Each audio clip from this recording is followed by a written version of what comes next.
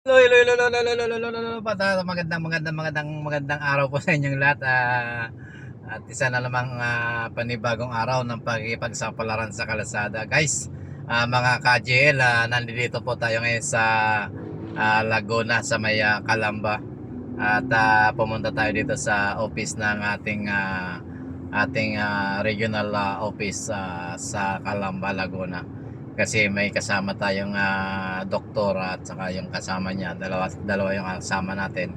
Meron tayong bibisitahing, back to work, patient na inaayos kasi kailangan makausap din yung, sabi nila para makausap din yung, pinagtatrabahoan dati na bago siya maaksidente, para makabalik siya sa trabaho. Ayan guys, andito tayo ngayon sa may, Anderson Building to sa, Manila Manila Road, sa may, kumbaga Manila Road kung tawagin ito, pero National Road, sa may, Calamba, Laguna. Pagaling ka ng, Kabuyaw, bago dumating ng crossing. Ayan, mega love shoutout po sa ating mga kaibigang, OFW, kwentuhang buhay trabaho, buhay driver dito sa Metro Manila. Ayan, na hindi lang po tayo sa Metro Manila nakakarating din po tayo ng Cavite, Laguna at, sa 29 nga po ay, babiyahe tayo ng, Subic sa may San Narciso sa Zambales. Ayan, mega love shoutout at, trabaho-trabaho lang po at, ito po ang inyong host at, ang inyong kasama sa, pag-iikot sa Metro Manila at sa mga karating probinsya. Ayan, ay, nagugutom si host kaya ayan, wala tayong mapagkain mabibili rito. Ay, ayan, na naman tayo. Ayan, daanin na lang natin sa pakikipagkwentuhan sa sarili yung ating, paghahantay. Kaya ayan, mega love shoutout po at sa inyong lahat at nandito po tayo ngayon. Ang dala po natin sa sakyan ngayon ay isang, Sports Montero na Mitsubishi. Ayan, para hindi na tayo magtanong anong sasakyan na naman ang dinadrive ni host. Ayan, regular po sa atin ang regular po natin ay yung, latest model ng Hiace Toyota Commuter, sa pagsa-shuttle.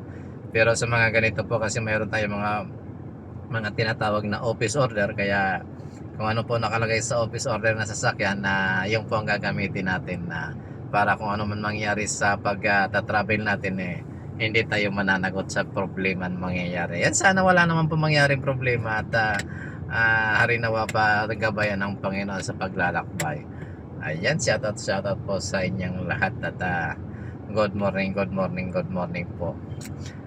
Time check nga pala po ay, alas 10:35 ng umaga. Kararating lang po natin dito sa opisina dito sa regional office ng ating, Employees Compensation Commission, kung saan, ang, goal ng ating opisina ay para makatulong doon sa mga, mga workers na, membro ng, SSS at saka ng GSIS. So yung mga, nagkakaroon po ng, problema sa kanilang mga trabaho. Ayan, at, maraming salamat po sa inyong lahat sa mga patuloy na sumusuporta at naniniwala sa ating mga, video. Maraming salamat po sa inyong lahat at pagpalain po tayo ng Panginoon at ingatan sa lahat ng oras. Ayan, ang, kuwan kasi ang, ECC kasi ay, tumutulong doon sa mga natin yung mga natin na kaibigan nating mga na-aksidente sa trabaho.